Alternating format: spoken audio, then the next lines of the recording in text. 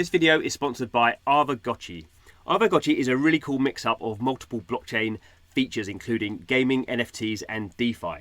Fundamentally how it works is you have to take some tokens, they're called A tokens, they're created by the Aave DeFi protocol, and you use those to mint an Arvagotchi. An Arvagotchi is like a Tamagotchi but on the blockchain, and it kind of lives around. You have to kind of look after it, and you can play games with it, and you can get wearables for it and do the kind of cool things that we'd expect to do with it with a kind of living blockchain NFT. But what's interesting is it always has a value because you've taken some of these A tokens to mint it in the first place, and the A tokens always gain an interest rate, so the value goes up. Of course, the value also arises from how the project is developing and the cool things you can do with it. So it's a kind of best of both worlds. It's really cool. I suggest you check it out at arvagotchi.com. Thanks for the sponsorship. Hello and welcome to Blockchain Gaming World Daily with me, John Jordan. So we're starting off this video looking at Crypto Slam, which is a website looking at NFT sales. And the reason I'm doing that is, as we can see, the number one product in terms of sales volume over the last 24 hours is an NBA Top Shot, which has done $1.6 million worth of trading. This is between players. So we can see here that's up 451%, and there's 2,747 buyers. So we can see if we look down at all the other crypto projects, that's by far and away the biggest. So that's almost a factor of 10 more than SoRare. And if we look back over, if we look down here at what's been kind of selling, so we can see this is the top most expensive NFTs sold over the last 24 hours. We can see LeBron James dunk has gone for $47,500. LeBron James dunk, it's the same one, different. No, it's not the same one actually. So this, so you have to know about the sales. This is different sets. That one's gone for 19,000. I'm not even going to try and pronounce this guy, but Luca has gone for 19,000. Got some CryptoPunks in here as well, but then basically everything down here is NBA Top Shot. And if we go to what's happened in the last month, we can also then see NBA Top Shot has done $7.3 million worth of sales, and that is up almost like 2,000%. And the buyer numbers still over the monthly time period is still more than anyone else, although a bit closer. Axie Infinity is a bit closer. So we can definitely see that NBA Top Shot is on a tear at the moment. Has been for the last 2 weeks, and you may see now I've done a few videos about my own very, very small investments in NBA Top Shot. So I thought this would be a good time to kind of look back and see what has actually happened in terms of someone who has only put like a few $100s into this product, and was I've done a few videos about it. I'm interested in it. I'm interested how value is created in these kind of collectible products. So let's have a look and see what that actually looks like for someone who is definitely not owning LeBron James NFTs that are worth thousands of dollars. Okay, so if you've seen any of my videos before, you know I like to mess around in spreadsheets. So this is my my NBA Top Shot spreadsheet. You can see here this is tracking actually the average card price in some of the sets that I've been looking at. Every dot here is just a day where I've collected the price. So I'm just collecting all this stuff manually and not doing anything clever with kind of scraping data or anything like that.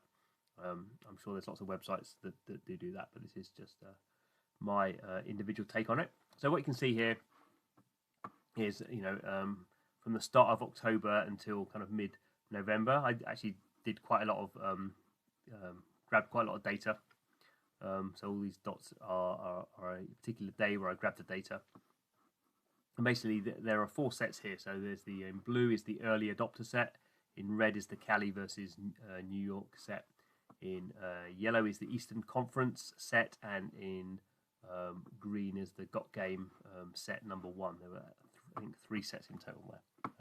So what I've just done here is I've looked at the average price of the card. So for early adopter Cali versus NY Eastern Conference, there were 10 cards in that set, and for Got Game, I think there was just 5 cards in that set. So I just looked at the average price, and we can see here, Eastern Conference was a rarer set than the others. The other sets were common cards. And we can see Eastern Conference, early when it was released, got up to getting on for $40 average price per moment in this for the moment. So it's not really a card; it's a moment, I should say. And you see it drop down under $20. And obviously, what's happened here is over into the early new year. So now we're actually on the 20th of Jan. We can see the average price has shot up. So for all of these, the price has gone from about $10 to 30, 40, or in this case over $100 for the Eastern Conference set. So in the dollar price here is what the pack price was. So to get these cards or moments, you had to buy a card pack that cost $9, and you get one card in that set and then some common cards. In the Eastern Conference set, the pack cost $29, and you get one card or one moment in that set, Eastern Conference set, and then some common ones as well. So that's giving you, a rough idea of when you bought these, how much each card cost, and now how it's changed. So we can see here pretty massive uplift. I've actually done it, looked at it here. So if you can see here, so this is the multiplier on the 19th of January compared to the average of what happened previously, and we can see here, it's all roughly the same. So they're actually, some of the lower price sets are up kind of 6 times. The Got Games one is actually up 7.5 times, and the more expensive one, the Eastern Conference, is up 5 times. So that's the multiplier that's happened in the last 2 weeks, when suddenly, not quite clear why this has happened, to be totally honest, but a whole new audience of people has come barging into this NFT collectible project. It's interesting because the NBA kind of structure means that no one's playing any games at the moment. So it's the off season. But there we go. People have been kind of really getting excited in these sets. New people are coming in, and basically the price of every card has gone up. As far as I can see, kind of 4 or 5 times. It seems to be happening, kind of across the board. But let's look into a bit more detail. So averages don't tell us everything. So this is the average price in these sets. But let's have a look at the sets more specifically, and see what's been going on there, because I think it does show something of what's going on. So what I've done here is this early adopter set, and these are the names of the players who have the moments in the set, and this is the price that I've tracked over time. So that's what's generating the average. So the average, you can see, is here. Started off at 9. I think the highest I got up to was 10, and now it's 50. But what you can see here, let's have a look. I mean, this is kind of showing basically what's changed. This multiplier. So we've gone from here in December up to here in mid-January. So the most expensive. So on the 19th of October, the price to buy this complete set from the marketplace was just over $100, $101, and now if you want to do that today, it's $502. Again, that's a multiplier of 5. But what's interesting is, let's pull this one out. So this is, So this is the price of all the individual cards. It's a bit difficult to see, but we can see here that this obviously, these dots here are the price today. But some of these cards are still available for under $20. So obviously that's a lot more than they were worth before. But we can see here that actually a lot of the pricing increase has been driven by just a few specific cards. So most of these cards are still worth under $50, but 4 of them are worth over $50, and one of them is gone over $100. So the average is the average seems to have gone up quite a lot. There are specific cards that have gone up far more. So we can see the Colin Sexton card is now the cheapest one you can buy in the marketplace is $139 compared to $6 before.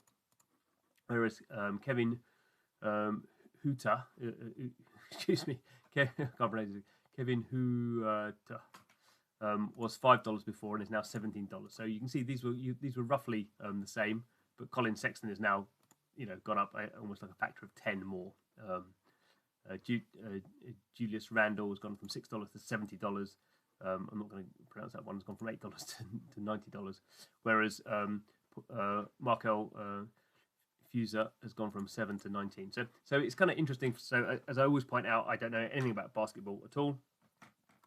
So I don't know who these players are. I don't know what teams they play for, and obviously all that sort of stuff drives dynamics. And particularly if you think about what's happened, basically a mass audience has arrived into this collectible project who clearly have come into it because they know a lot about basketball or are interested in basketball. And they, I don't think, are looking at, can I get this complete set? So interestingly, you can't sell complete sets yet. So that's something that will be coming, and that probably will be something that will drive dynamics, different dynamic in pricing. But kind of what's happening at the moment is people are coming in and for some reason going, Colin Sexton's really cool.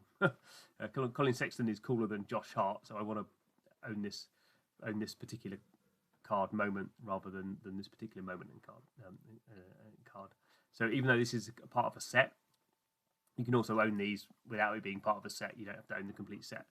It's just my slightly weird mind that decided I was going to own complete set. So that's kind of interesting.